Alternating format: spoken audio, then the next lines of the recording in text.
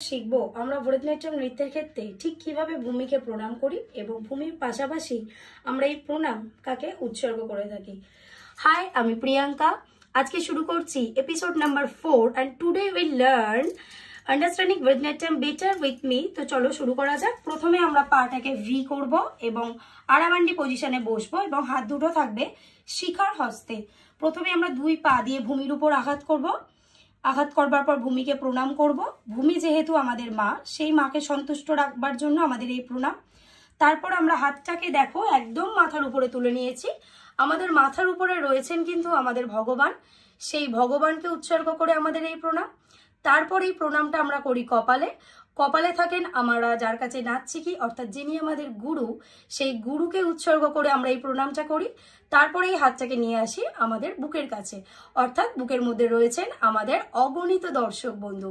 সেই দর্শক বন্ধুকে সন্তুষ্ট রাখবার জন্য সেই দর্শক বন্ধুকে উৎসর্গ করে আমাদের এই প্রণাম।